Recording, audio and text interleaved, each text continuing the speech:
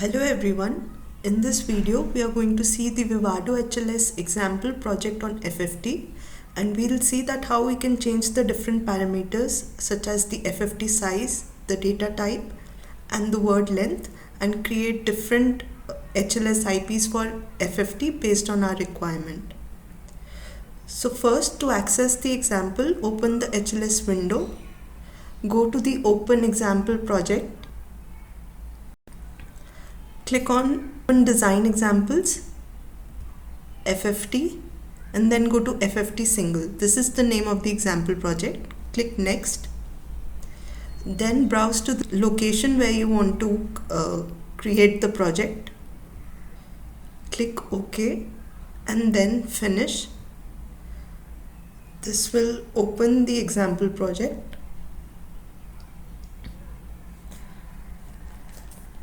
This example uses the Xilinx inbuilt FFT logic or IP for the FFT operation.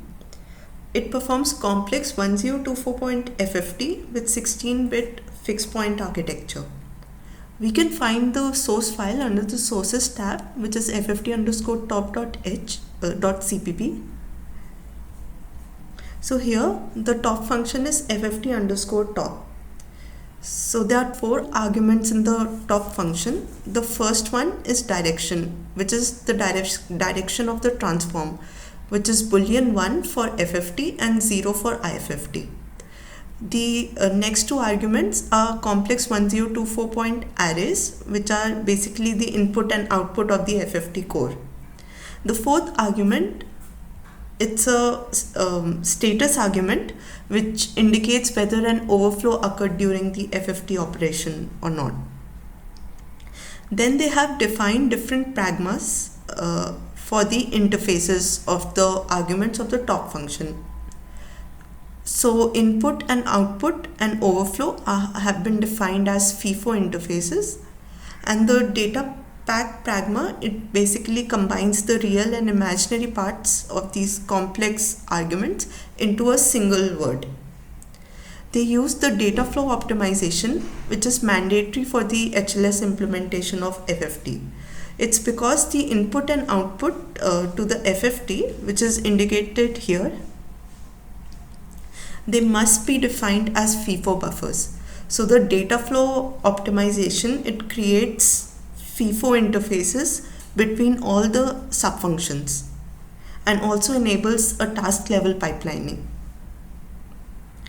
Next, they have declared some structures, which is for a configuration structure, which basically provides the configuration information to the FFT core, and a status structure, which is returned by the FFT and indicates the status after the FFT operation. They have also created a header file fft_top.h, which contains basically all the configuration information of the FFT core and the data types for the input and output and the different function declarations. Here, the FFT input and output bits has been declared as 16 bits. The configuration width is also 16 bit. The NFFT max parameter has been set as 10, and the FFT length is 2 to the power NFFT max, which is 2 to the power 10, which is 1024 for this 1024.FFT example. After this, they have defined a structure config1, which is basically used to change the default configuration setting of the FFT IP.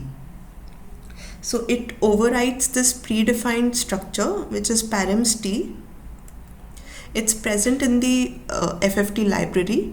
So here you can see that there are some predefined default settings here in the structure. So this is a user-defined structure, which is basically used to change that setting based on requirement.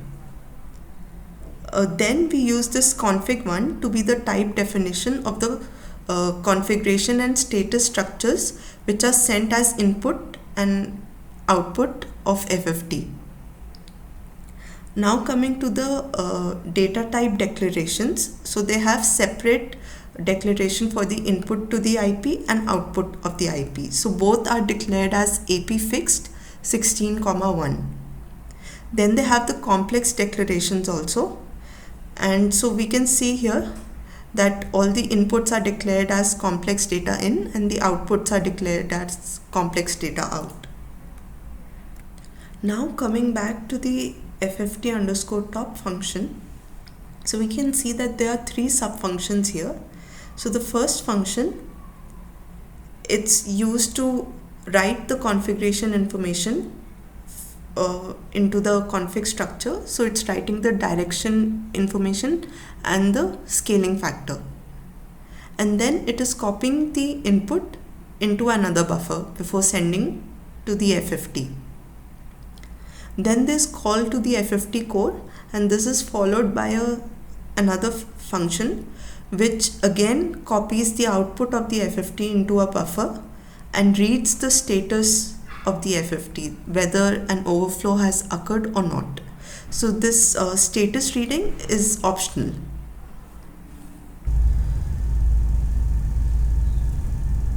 We can find the test bench of the example under the test bench tab. So FFT underscore tb.cpp is the test bench.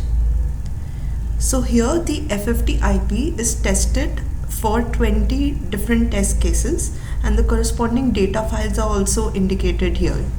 So all the DAT files are the input files to the containing the input data for FFT, and the .res files are the golden reference files.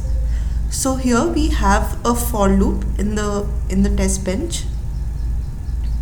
So this loop runs for 20 iterations. In each iteration, it selects the corresponding input data file and then reads the data from the file. So I'll just open the first file. So here we can see that the first 4 lines, we have the configuration parameters, which are the FFT, the FFT size, CP length, the direction and the scaling schedule. So these parameters are read first, which is followed by the corresponding input data. So for the data there are 4 columns. The third and the fourth column contain the real and imaginary parts for the input in the 16,1 fixed point representation. The first 2 columns contain the same data, real and imaginary, but in the hexadecimal representation. So if we go back to the interface of the top function, we can see that the input and output are defined as complex fixed point 16,1 precision, which implies that there are 15 bits for the fractional part and 1 bit to store the sign of the number. Therefore, we must make sure that our input going into the FFT and the output coming from FFT is within the range of -1 to 1. If that is not the case, our output coming from the IP will not be correct. So if our input data is not within this range, we can scale it appropriately to bring it within the -1 to 1 bracket and then send it to the IP.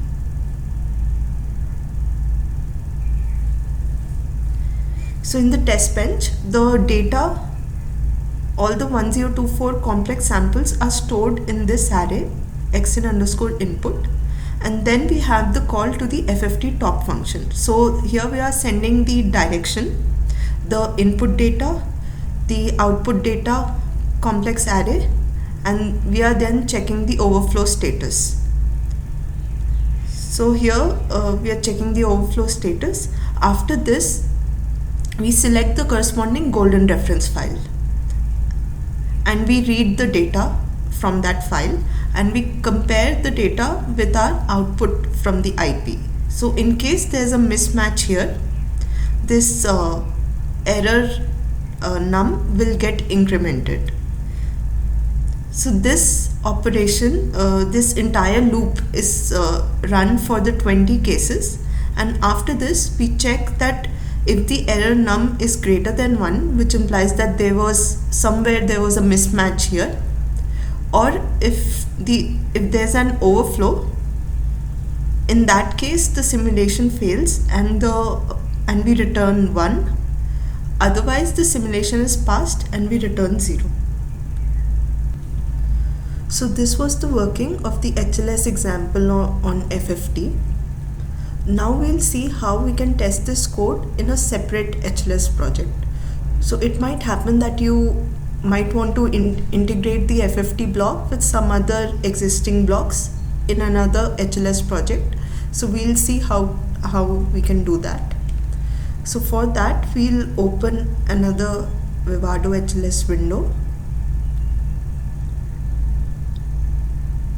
and create a new project. So we'll go to create new project, browse to the location. So the project name, we can name it as FFT_test. Click next. The top function will remain the same, FFT_top. So we are not adding the source files and the test bench at this stage. You can select the board, just select Z board.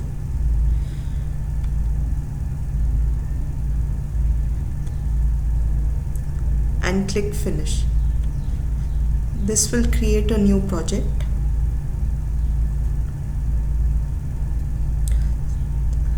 Now we will browse to the location of this folder.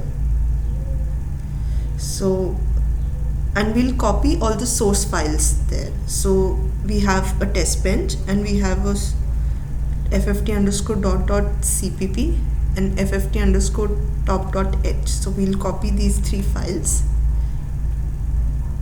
in the new project folder, and we'll also copy all the test cases, the data files for the test cases.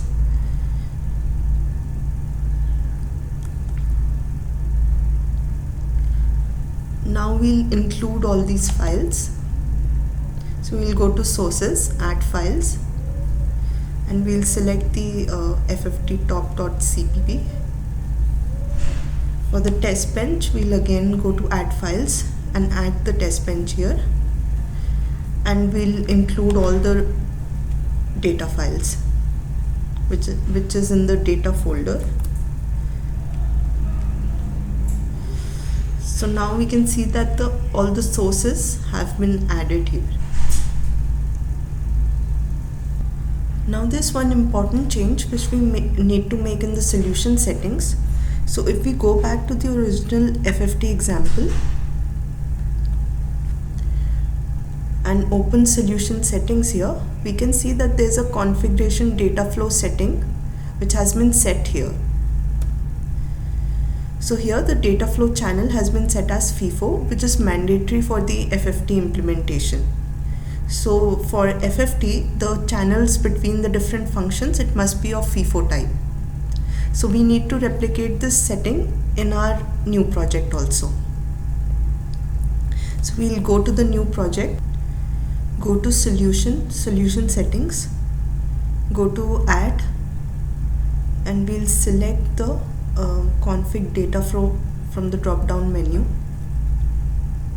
So here the default channel is ping pong. So we need to change it to FIFO. Also we can alter the FIFO depths to make it same as the example project.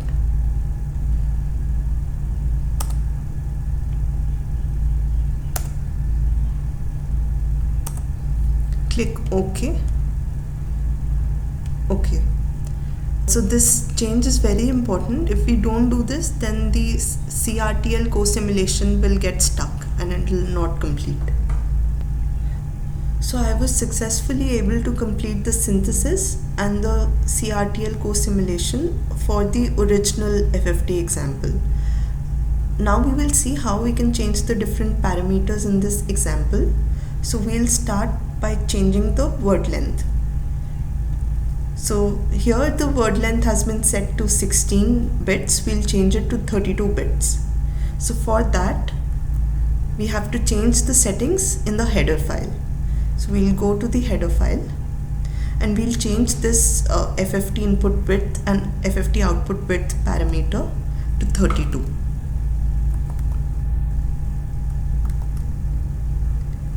Now we need to override the setting in the config1 structure. So for this, we'll open the original predefined structure, which is params t. Here we have the input and output width settings. We'll copy this into our config1 structure and we'll replace with our constants.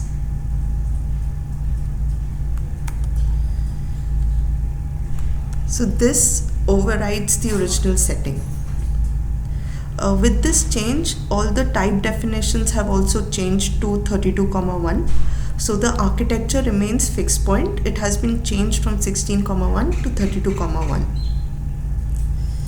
So that is the change which we need to do in the source file. There's no change needed in the .cpp file, but there are some changes in the test bench.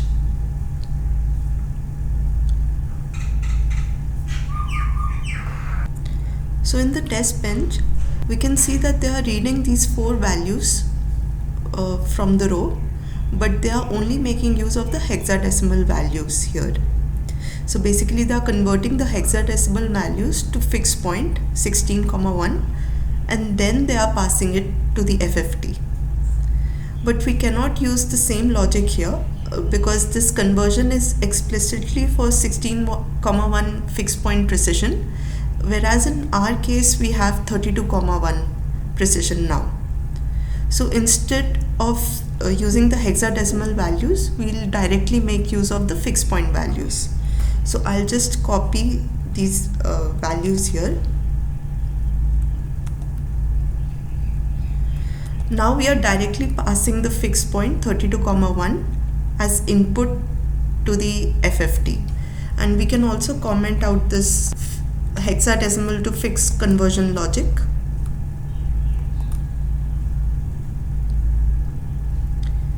So the next change is in the comparison with the golden reference.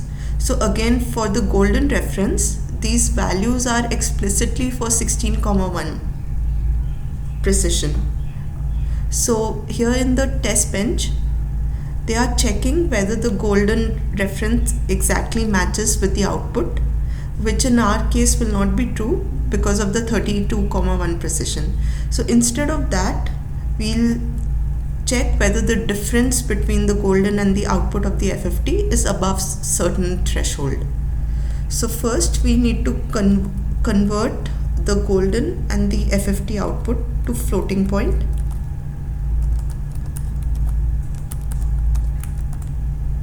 And then take the difference between the two.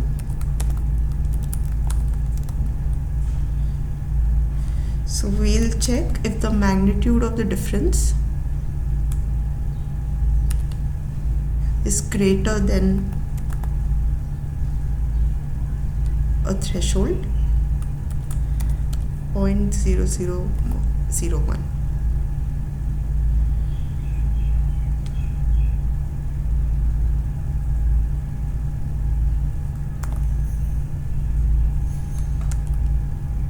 So I'll copy this for the imaginary part.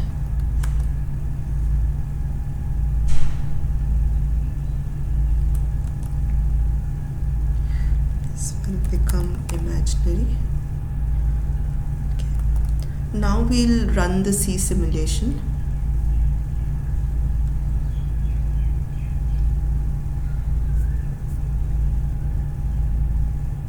And we can see that it has passed. So another important thing to note here is that, so if we see the definition of the FFT code, we can see that it has been hard coded to have the integer part as 1. Also, it will accept word lengths only in multiples of 8. And also there's a limit to the maximum word length which we can pass as input. So the possible configurations will be 16,1, 32, 24,1 and 32 comma 1.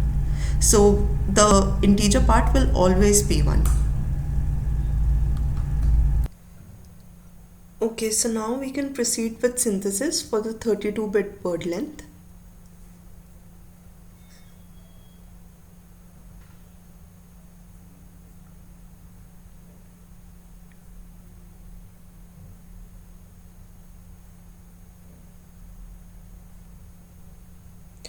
So we can check the resource utilization and the number of clock cycles here. So this is for the 32-bit word length. We can compare it with the original HLS example, which uses a 16-bit word length. So this is the corresponding resource utilization. So we can see that 32-bit word length, the resources have significantly increased.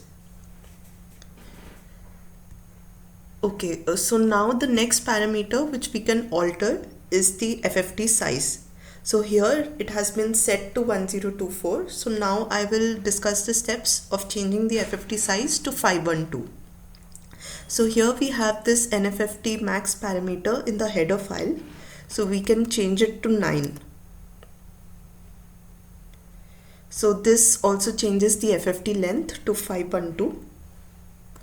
Now we need to update this parameter in the config1 structure. So I'll open the params t structure. And we can copy this max NFFT setting and add it in the config1 structure, and then replace this 10 with our constant NFFT max.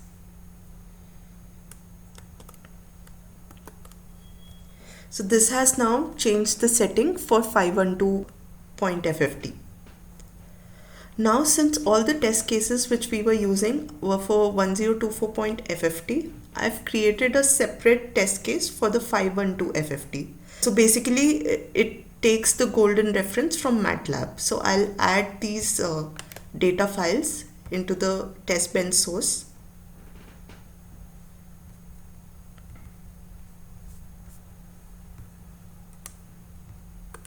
So we have the input file and the golden reference file.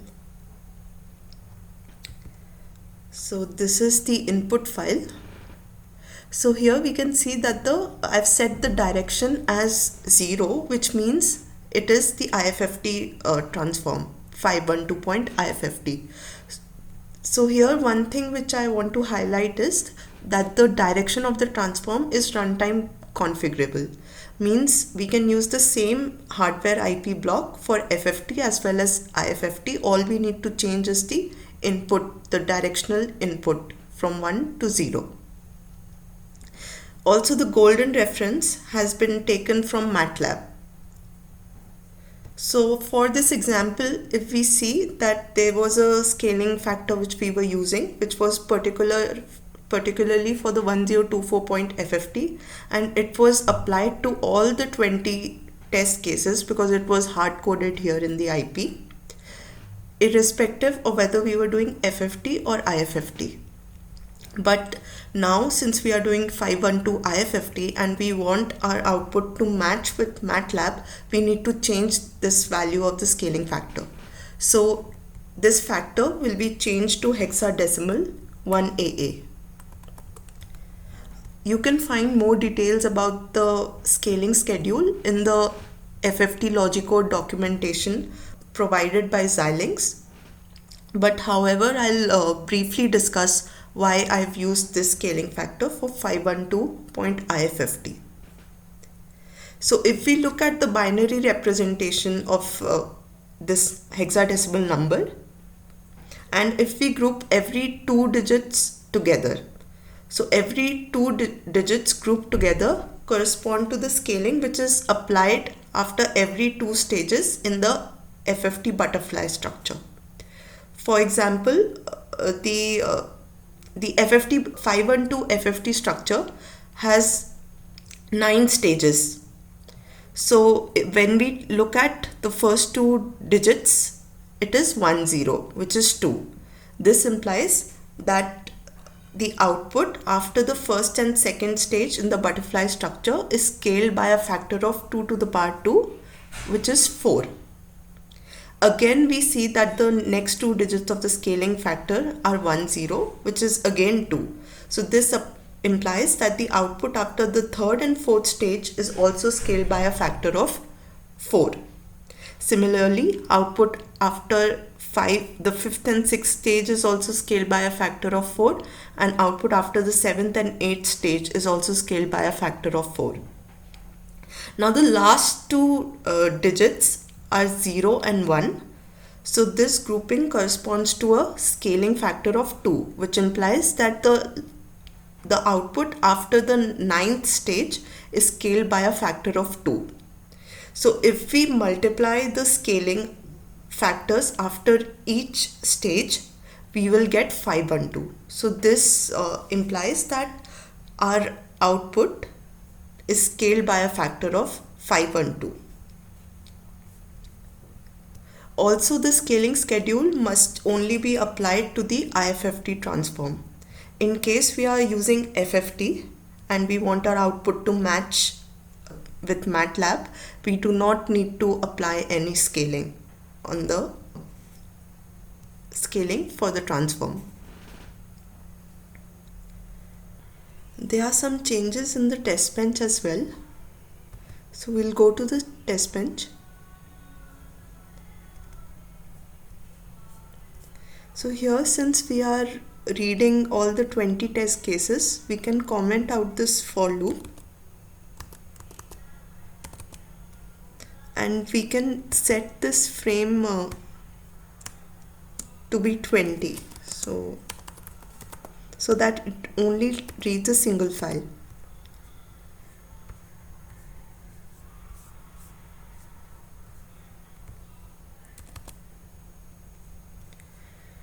Also, we can change the termination condition of this loop.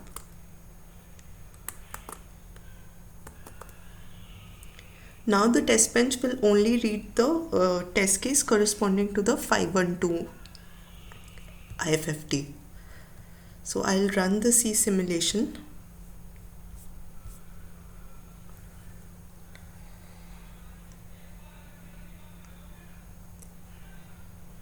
So we can see that it has passed with 0 errors, means there's no mismatch between the output of the IFFT and our golden reference. Now we'll proceed with synthesis.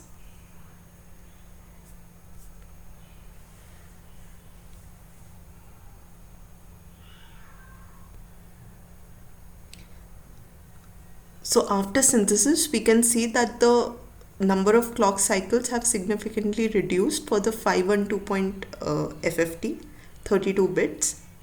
And there's a slight reduction in the resource utilization also as compared to the 1024 point FFT.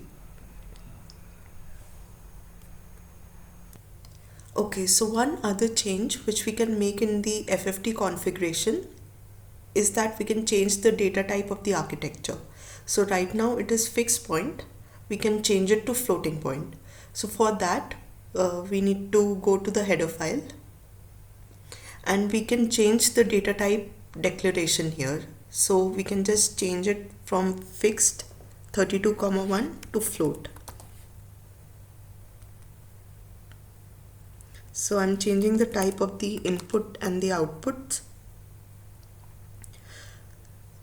So the other change which we need to make is in the config1 structure. So we need to alter one of the predefined parameters. So I'll open the params_t structure.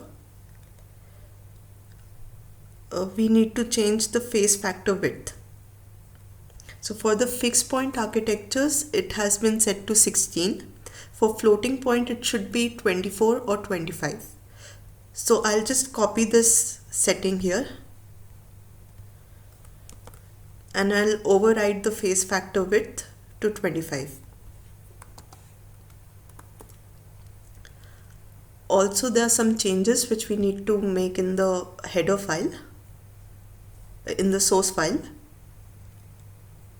So we can remove the scaling schedule now, because scaling schedule is used only for the fixed point architectures, and it is not required for the floating point architecture. So we can remove the scaling schedule here. Now since we have removed the scaling factor, we need to still scale it by a factor of 512 after we get the FFT output, so that the IFFT output matches with MATLAB.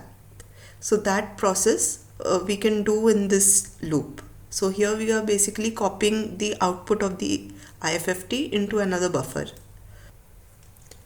So I'll scale the real part by 512.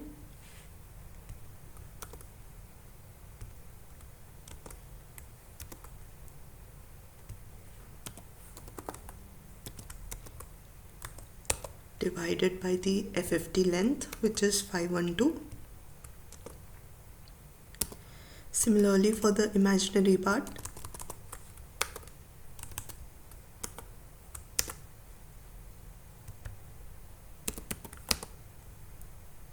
Also, the scaling is only required if we are doing IFFT. It is not required if we are doing FFT. So these were the changes in the source files. Now in the test bench, we need to remove all the fixed to float conversions here, because the output and the golden reference are already in floating point. So I'll remove this conversion.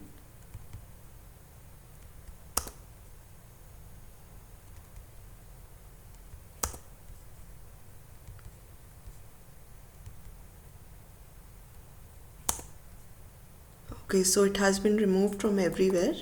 Now we can proceed with the C simulation. We can see that the C simulation has passed with 0 errors. Okay, so now one final change which we can make in the FFT IP is in the interfaces. So if we wish to interface our FFT IP with DMA, it is required that the interfaces are of AXI stream type. Right now the interfaces have been defined as FIFO, so we need to change these interfaces to AXI stream. So we can make the change in the HLS pragmas. So I'll change the AP FIFO pragma to access for the input and output and the overflow port. Okay, so I'll also highlight here that the overflow port is completely optional, so it is only used to read the status whether an overflow occurred during the FFT operation. So in case our output is not correct, we can check if it's because of an overflow. So you can also remove this argument from the function. And also we can remove the data pack pragmas.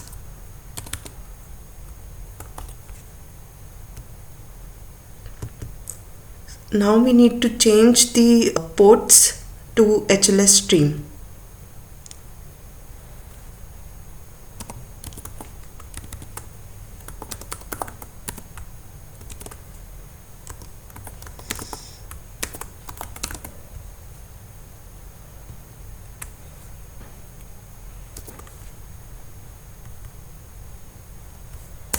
So the input has been changed. Similarly, the output should be changed, replaced with output stream.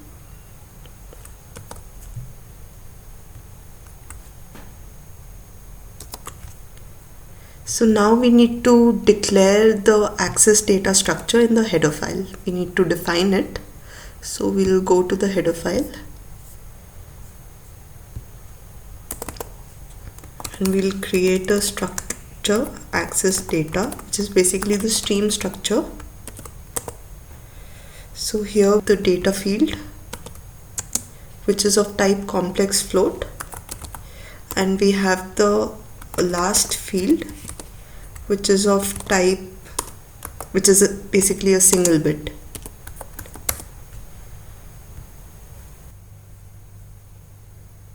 Now we'll go back to the CPP file So also the interfaces of the subfunction need to be changed. So this port in will again be a stream port.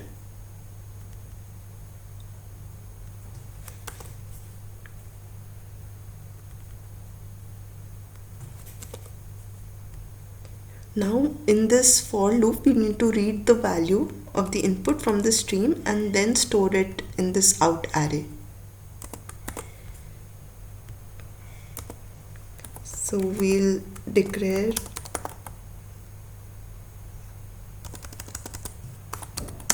a local read variable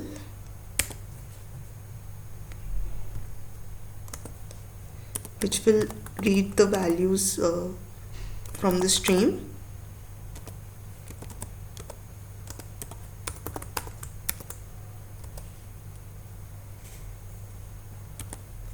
And it will write the data field into the out array.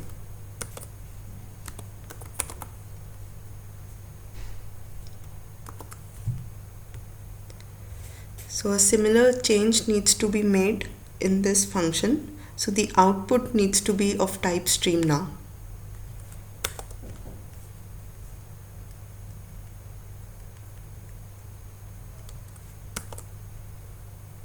So we'll declare a local write variable.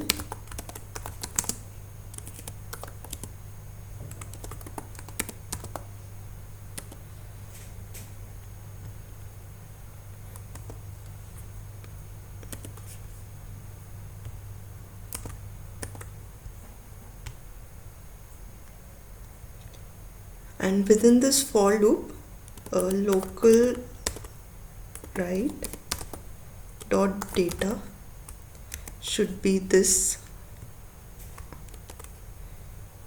Now we need to set the last field. So if I is equals to FFT length minus 1, which is the last element. So in that case, local dot last is equals to 1, else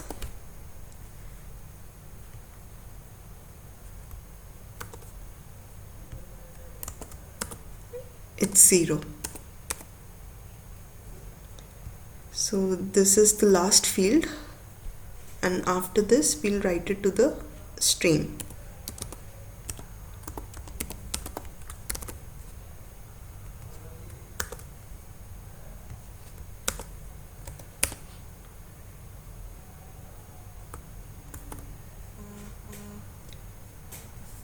So these are the changes in the source file. We need to also change the function declarations in the header file. So we can copy from here.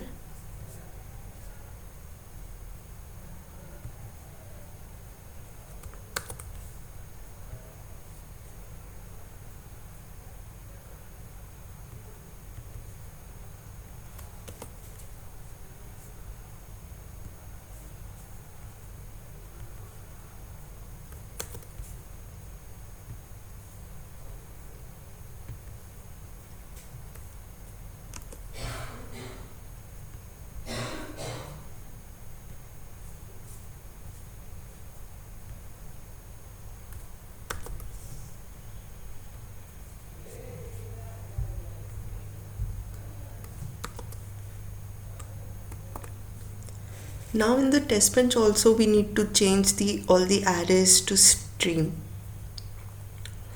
So I'll declare the stream variables.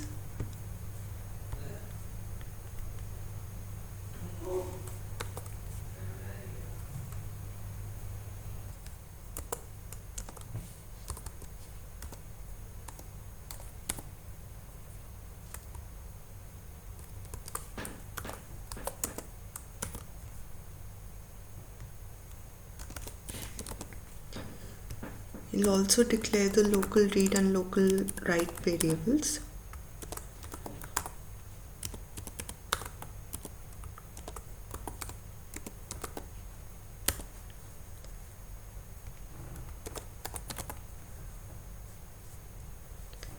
So now we need to send an input stream to the as input to the FFT. So for that we need to write this value onto the input stream. So local write dot data equals to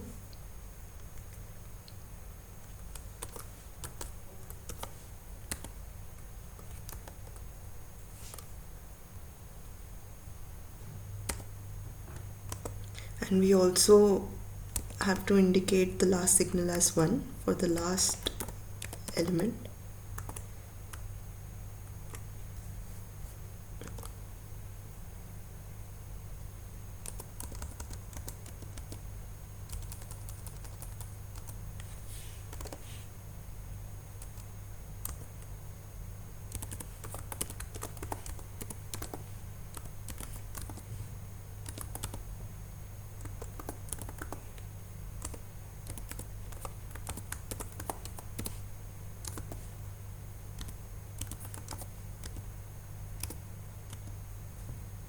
And then finally write onto the stream.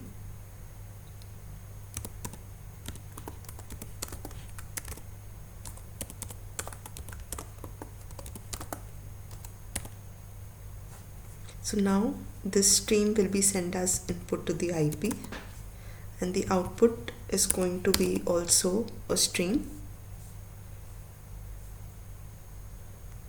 So for the output we need to read it from the output stream. So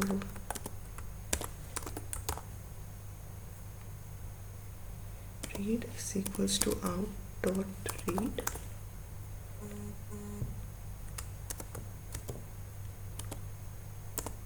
and then write it onto the array.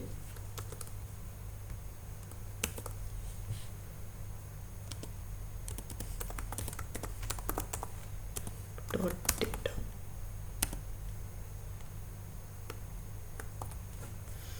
So this completes the code. Now we can run the C simulation. Okay, there's an error.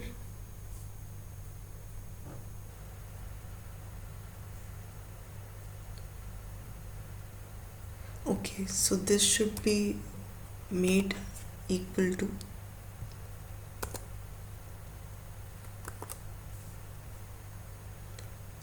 run the CSIM again.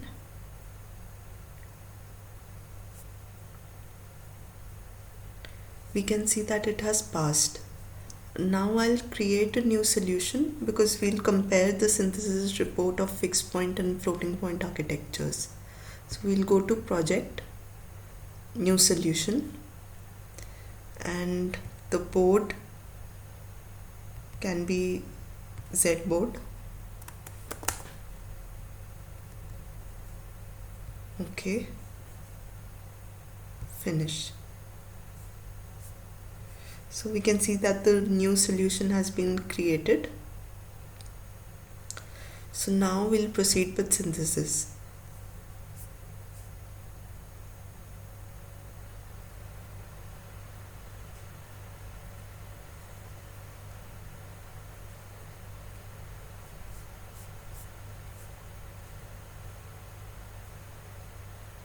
Okay, so here we need to include the header file.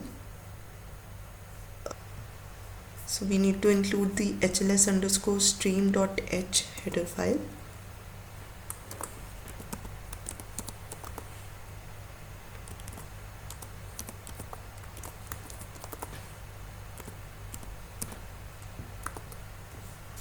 I'll run the CSIM again.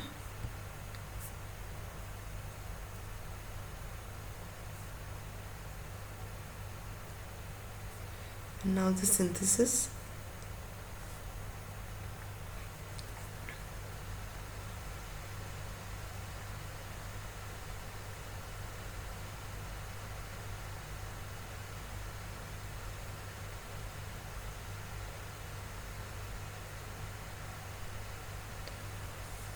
Okay, so it has synthesized, and now we can see that the floating point 512 IFFT architecture takes more number of clock cycles and more resources as compared to the fixed point.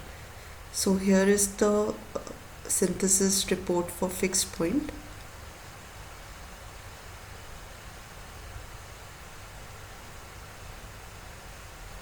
So here we can see that the floating point implementation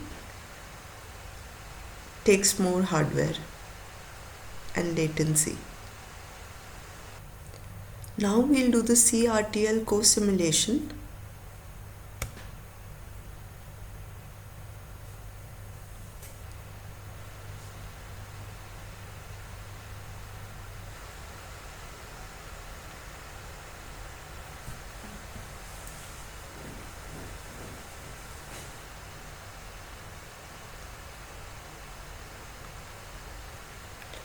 The CRTL co-simulation has been successfully completed. So now we've completed the HLS design for FFT and the IP is ready to be tested on board. So you can export the HLS IP from here and then include it in the Vivado block design, interface with DMA and then test the IP on hardware. Thank you.